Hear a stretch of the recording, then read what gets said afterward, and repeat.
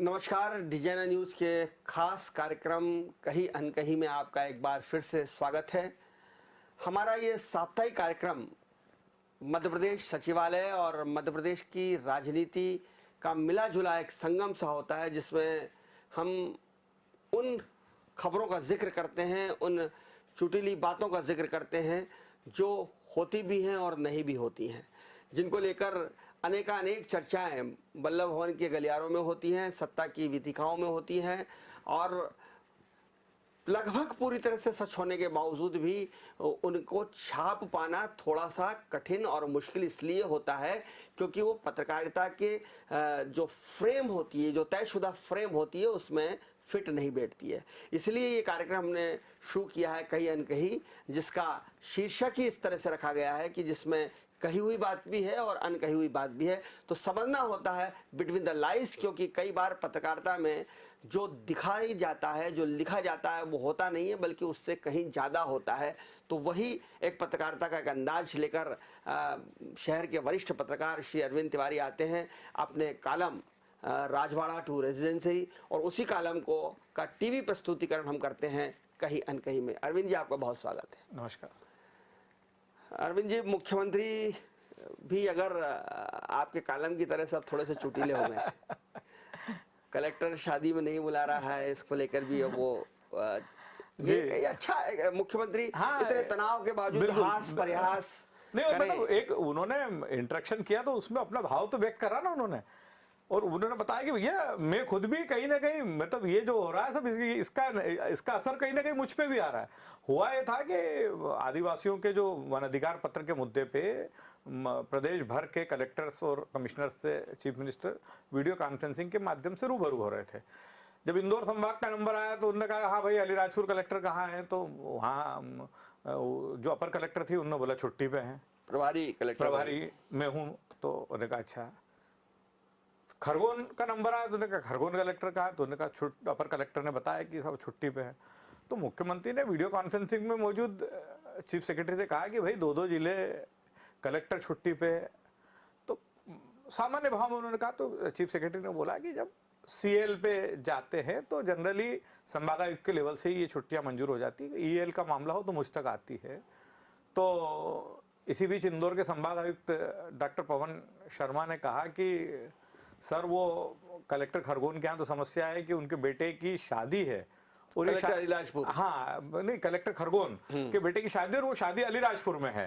तो बोले उनको एक दिन की छुट्टी तो देना पड़ेगी, उनके बेटे की शादी पहले भी पोस्टपोन हो चुकी है, लॉकडाउन के चलते उज्जैन में शादी होना थी, पोस्टपोन हो गई। तो मुख्यमंत्री ठहाका लगा के बोले यार ये बड़ा अजीब दौर है यार कि कोरोना के चलते जो है कलेक्टर हमको भी सोशल डिस्टेंसिंग के नाम पे शादी में नहीं बुला रहे। तो एक मतलब एक ये रहा कि हाँ एक मातहत के प्रति उनका भी एक बड़ा अच्छा रवैया था। और फिर अगले दिन ये मुख्यमंत्री की सदाशयता है कि अगले दिन उन्होंने गोपाल दाड़ जो कलेक्टर खरगोन के हैं उनको फोन लगाकर और बेटे की शादी के लिए बधाई दी, और गोपाल दाड़ ने उनसे कहा कि सर मैं आपको भी आमंत्रित करता, पर ये इतनी नियम कायदे प्रक्रिया अभी कोरोना के दौर में इतने सख्त कर दिए गए हैं कि मुझे भी थोड़ा सा इन सब से बचना पड़ रहा है।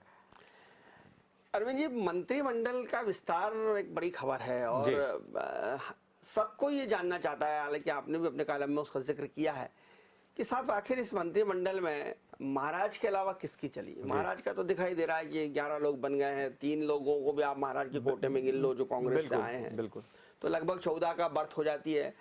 अब ये बीजेपी में किसकी चली है? शिवराज जी की चली है, नरेंद्र सिंह तोमर जी की चली है, कैलाश विजयवर्गीय की चली है, किसकी चली है? ये एक बड़ा रहस्य है। देखिए, जहां तक शिवराज जी का मामला है तो शिवराज जी अब तो परिदृश्य बिल्कुल स्पष्ट है। शिवराज जी के जो 3-4 बिल्कुल कट्टर समर्थक है वो मंत्रिमंडल से बाहर हैं। रामपाल सिंह मंत्रिमंडल में नहीं है, राजेंद्र शुक्ल मंत्रिमंडल में नहीं है, गौरीशंकर बिसेन नहीं है और संजय पाठक नहीं है। ये माना जा रहा था कि संजय पाठक तो किसी भी हालत में मंत्रिमंडल में आ ही जाएंगे। सिर्फ मुख्यमंत्री के कोटे से जो युद्ध देखा जाए पूरी लिस्ट को, तो भूपेंद्र सिंह एकमात्र ऐसा नाम है जो उनके कट्टर समर्थक हैं और जिनको लेके कहा जा रहा है कि शिवराज जी ने बिल्कुल दिल्ली तक लड़ाई लड़ी। लेकिन इसमें एक चौंकाने वाली जानकारी मैं आपको देना चाहूंगा कि भूपेंद्र सिंह को लेकर भी शिवराज जी दिल्ली में लड़ाई हार गए थे, लेकिन वहां उनकी मदद की नरेंद्र सिंह तोमर ने। नरेंद्र सिंह तोमर ने केंद्र के नेताओं को सहमत किया कि नहीं, भूपेंद्र सिंह मंत्रिमंडल में होना चाहिए, नहीं तो इसका एक अच्छा संदेश नहीं जाएगा। अब बात करें हम भारतीय जनता पार्टी के प्रदेशाध्यक्ष वीडी शर्मा। वीडी शर्मा नहीं चाहते थे कि अरविंद सिंह भदौरिया मंत्री बने, क्योंकि विद्यार्थी परिषद की राजनीति में वीडी शर्मा और अरविंद सिंह भदौरिया में 36 का आंकड़ा माना जाता रहा। दोनों ने विद्यार्थी परिषद की राजनीति की। वीडी शर्मा के न चाहने के बावजूद अरविंद भदौरिया मंत्रिमंडल में शामिल हुए। अरविंद भदौरिया की इस मामले में मदद नरेंद्र सिंह तोमर ने भी की, क्योंकि नरेंद्र सिंह तोमर भी अरविंद भदौरिया को पसंद नहीं करते हैं। और एक चौंकाने वाला घटनाक्रम जो अंतिम दौर में हुआ, आपको बताऊं कि आपकी भी जानकारी में होगा वो, कि ग्वालियर चंबल संभाग से जो नए मंत्री बनना था उसमें से एक नाम रणवीर जाटव का भी था।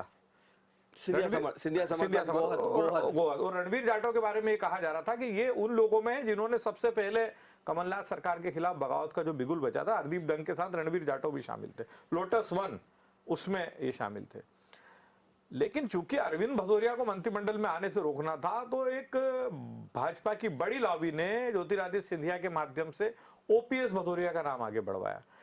उसको बढ़वाने के पीछे मकसद ये था कि भाई 2 भदौरिया एक ही जिले से कैसे लिए जाएंगे, भिंड के हैं दोनों ही भिंड के, एक ब्राह्मण लेना पड़ेगा उसको बैलेंस करने के लिए।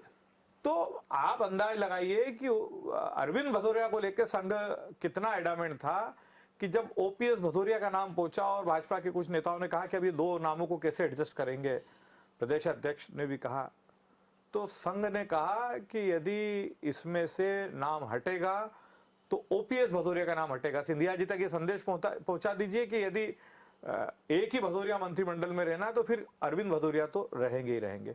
तो यहाँ पे वीडी शर्मा की कितनी चली इसका एहसास करिए।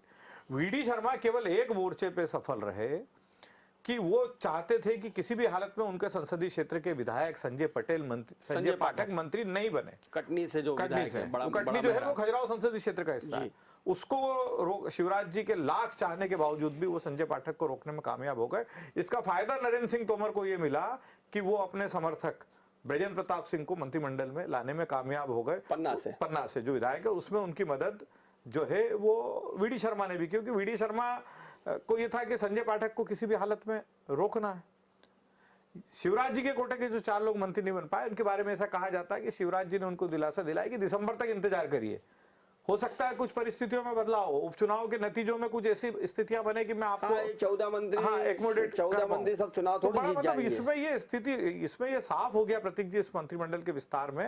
मतलब हम परिदृश्य देखें तो ज्योतिरादित्य सिंधिया के अलावा चाहे वो शिवराज सिंह चौहान हो, चाहे वीडी शर्मा हो या नरेंद्र सिंह तोमर हो, ये अपने समर्थकों को अपनी इच्छा के मुताबिक मंत्रिमंडल में स्थान नहीं दिलवा पाए। अरविंद जी, आप बहुत वरिष्ठ पत्रकार हैं, ये भी बताइए कि उषा जी कैसे आ गई और रमेश जी और मालिनी जी कैसे रह गए?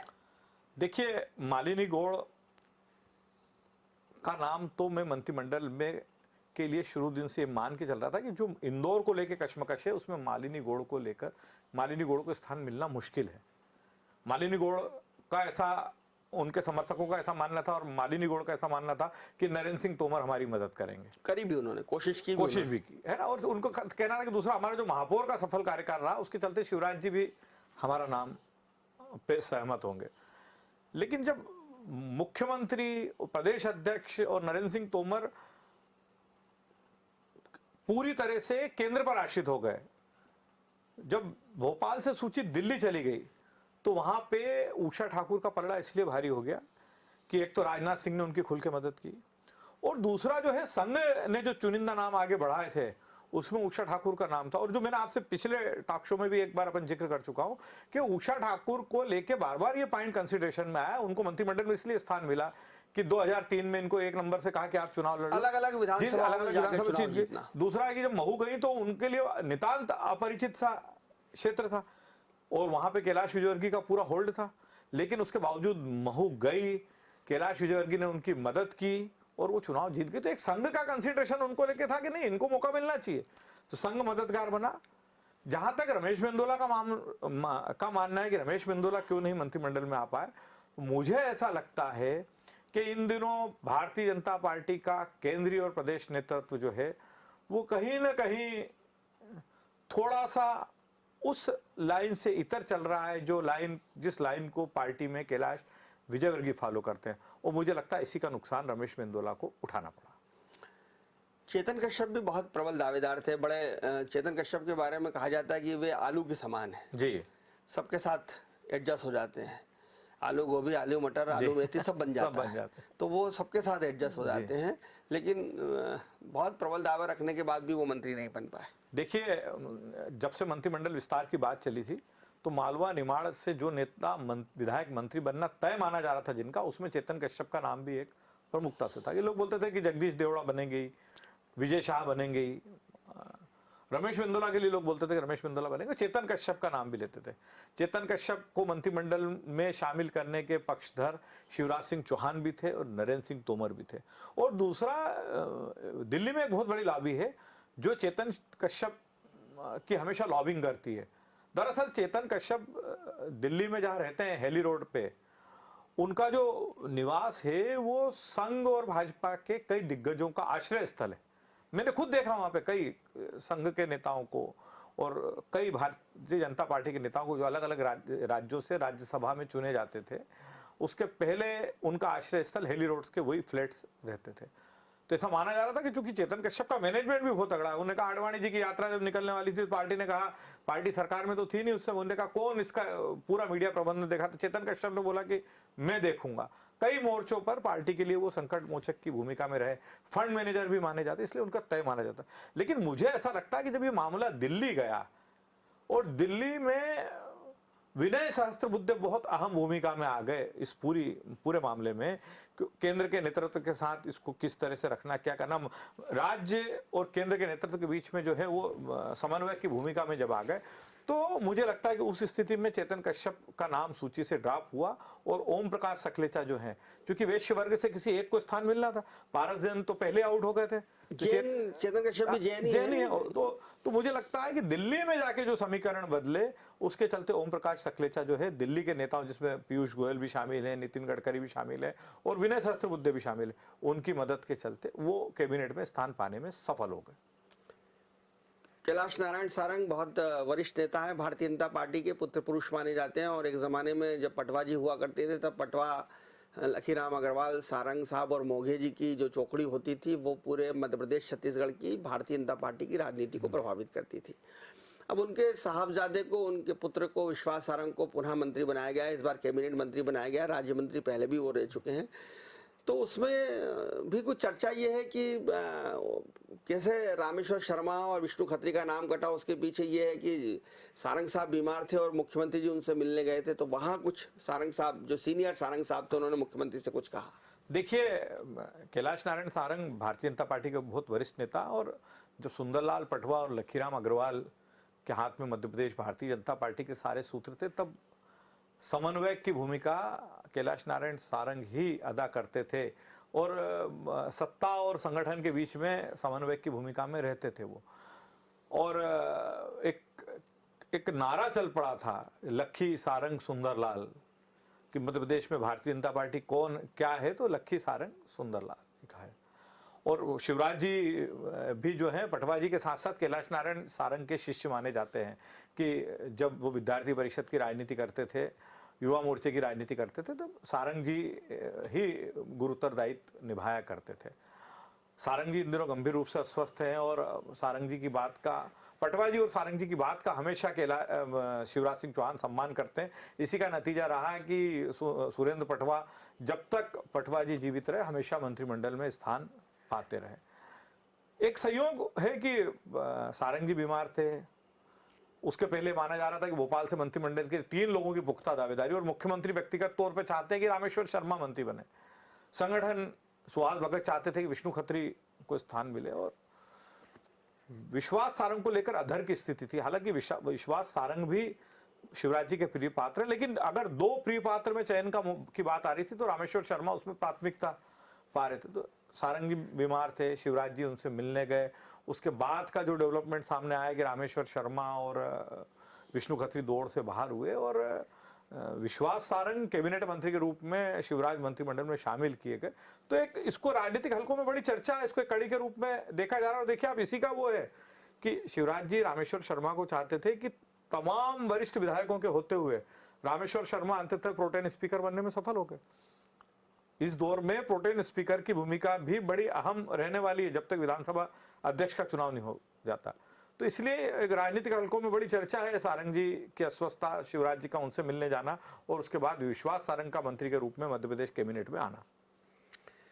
अब बात अब कांग्रेस की कर लें। गोविंद गोयल जी वरिष्ठ नेता हैं और जो भूमिका चेतन कश्यप भारतीय जनता पार्टी में निभाते हैं लगभग वही भूमिका गोविंद गोयल कांग्रेस में निभाते आए हैं।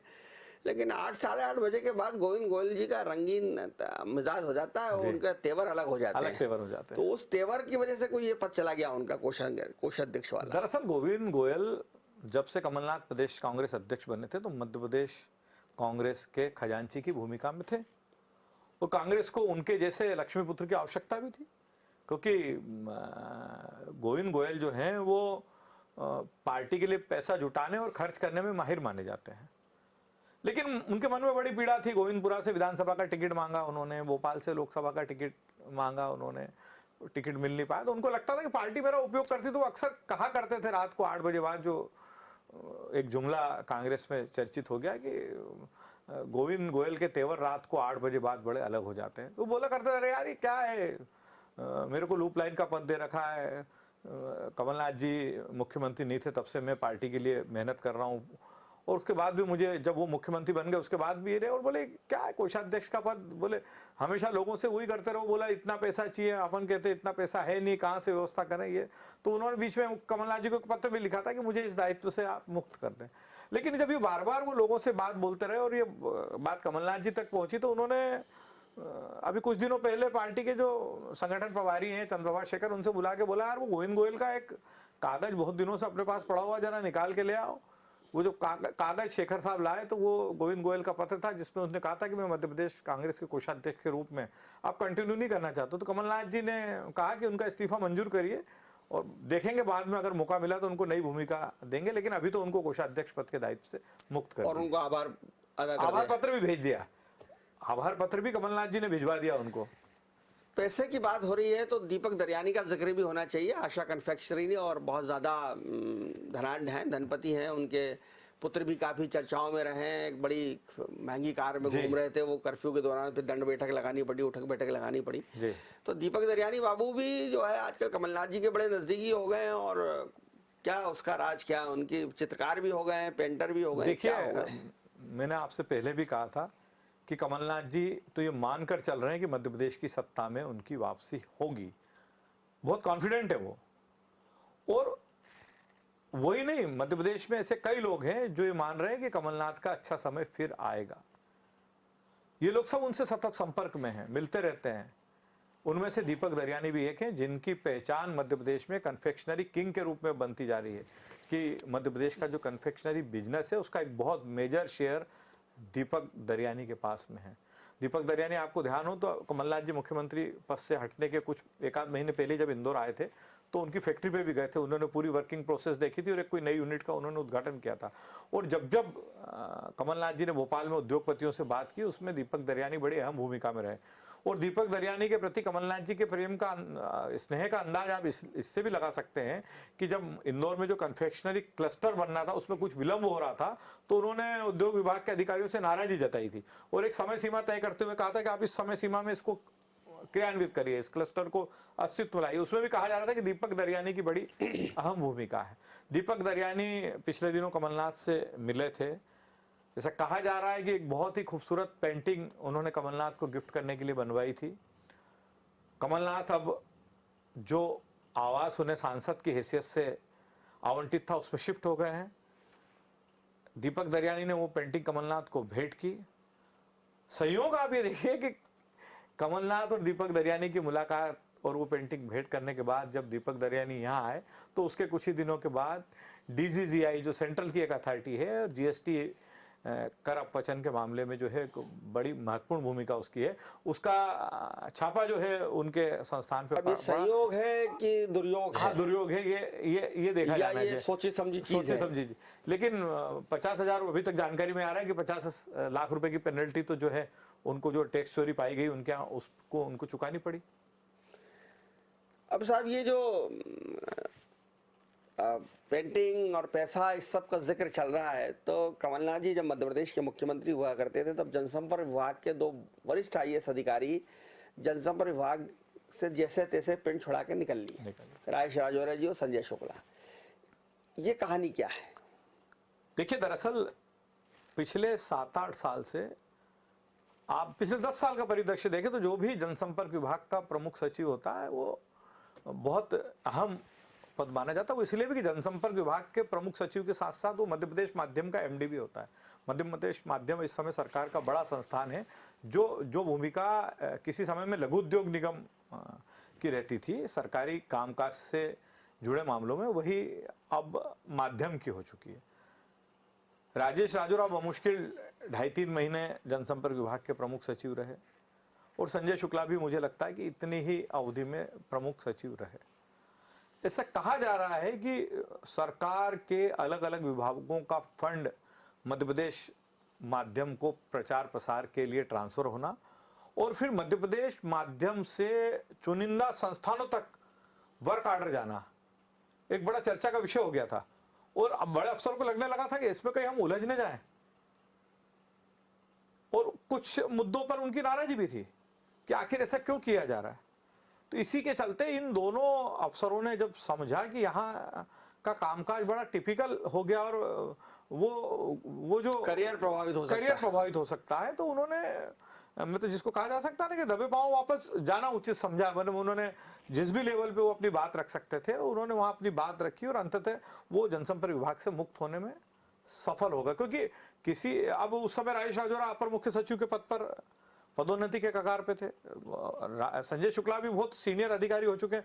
ऐसे में यदि सरकार के दबाव के चलते या कुछ प्रभावशाली लोगों के दबाव के चलते कोई ऐसा निर्णय हो जाए जो बाद में उनके करियर पे डेंट लग जाए, तो ऐसा कोई आईएएस अधिकारी करियर के इस मुकाम पे क्यों चाहेगा?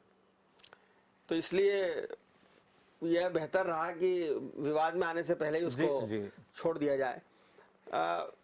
ये एक प्रश्न ये भी है कि परिवहन विभाग जो है जी मध्य प्रदेश सरकार का बड़ा कमाऊ विभाग है। बिल्कुल, ऑफिशियली भी कमाऊ विभाग है, अनऑफिशियली भी कमाऊ विभाग है। तो इस विभाग के जो परिवहन आयुक्त हैं वी मधु कुमार बाबू जी, इंदौर में लंबा कार्यकाल उनका रहा, बहुत अच्छे अधिकारी हैं, बहुत सुलझे हुए अधिकारी हैं, विनम्र हैं, हम्बल हैं, लेकिन अब बताया जा रहा है कि उनको भी वहाँ कुर्सी हिल रही है उनकी भी। देखिए, कुछ दिनों पहले जब हम कहीं अनकहीं में संवाद कर रहे थे तब मैंने आपसे कहा था कि इस समय राष्ट्रीय स्वयंसेवक संघ उन तमाम पाइपलाइंस को बंद करने में लगा हुआ जिससे उनको अंदेशा है कि उपचुनाव के दौरान कांग्रेस को तगड़ी फंडिंग हो सकती है। मधु कुमार बाबू पिछले 15-20 साल में हमेशा प्राइम पोस्टिंग एंजॉय की क्योंकि बहुत अच्छे अधिकारी हैं और अभी इस दौर में जब 15 साल के बाद बीजेपी सरकार का दौर गया और कांग्रेस की सरकार बनी तो ये माना गया कि अब मधु कुमार बाबू को लूप लाइन में रहना पड़ेगा। उनका जो तबादला आदेश भी हुआ था वो ईओडब्ल्यू के हेड थे और उनका तबादला आदेश हो गया नारकोटिक्स के एडीजी पद पे, तो बड़ा उनके लिए माना गया कि ये निशाने पे लिए गए हैं। लेकिन अगले ही दिन उस पदस्थापना में फेरबदल हुआ और वो लोकायुक्त में अपर पुलिस महानिदेशक बनाए गए। उसके बाद वो परिवहन आयुक्त बन गए। तो संघ का विरोध इस बात को लेकर है कि आखिर मधु कुमार बाबू जो बीजेपी के शासन में पावरफुल थे, कांग्रेस की सरकार के दौर में भी पावरफुल रहे और चूंकि परिवहन विभाग आपको मालूम है कि बड़ी अहम भूमिका में रहता है और आने वाले समय में उपचुनाव होना है, तो संघ को इस बात की भी शंका है कि ट्रांसपोर्ट विभाग का कहीं ऐसा न हो कि ट्रांसपोर्ट विभाग का कांग्रेस के हित में कहीं ना कहीं दुरुपयोग न हो जाए, क्योंकि ये जो समीकरण बदले हुए देखे उसने संघ को चिंता में डाल रखा। इसी के चलते संघ के साथ भारतीय जनता पार्टी की जो दक्षिण भारतीय लाबी है, चाहे वो वेंकैया नायडू हो, चाहे वो मेनन साहब और अरविंद मेनन हो, इन लोगों का बड़ा सपोर्ट रहा है। देखिए, अरविंद मेनन, बिल्कुल मैंने उसमें उल्लेख भी किया कि अरविंद मेनन बहुत इनके लिए, मधु कुमार बाबू के लिए मददगार रहे, लेकिन अब अरविंद मेनन पार्टी में उतना महत्वपूर्ण नहीं रहेगा, वो अलग भूमिका में आ गया। आदमी जब संगठन महामंत्री रहता है तो उसकी भूमिका बहुत अलग रहती है।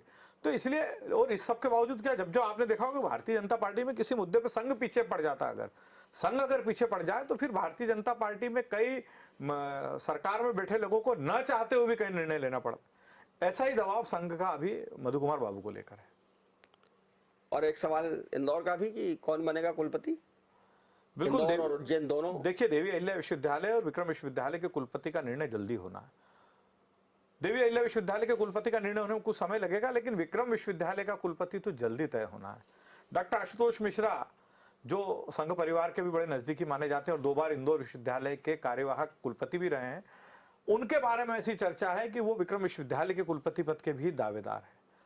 और चूंकि विक्रम विश्वविद्यालय के कुलपति पद का फैसला पहले होना है, इसलिए ये भी कयास लगाया जा रहा है कि शायद डॉक्टर आशुतोष मिश्रा को विक्रम विश्वविद्यालय के कुलपति पद पर काम करने का मौका मिल जाए। बहुत धन्यवाद अरविंद जी, आपने बहुत सारे मुद्दों पर, प्रशासनिक, राजनीतिक और तमाम मुद्दों पर, जुड़े हुए मुद्दों पर कहीं अनकही बात कही। जैसे कि हम कहते हैं कि कहीं अनकही का अर्थ ही यह है कि कुछ कहा हुआ, कुछ अनकहा हुआ, कुछ समझ लीजिए, कुछ समझा दीजिए। कैसा लगा आपको हमारा कार्यक्रम, ज़रूर बताइए।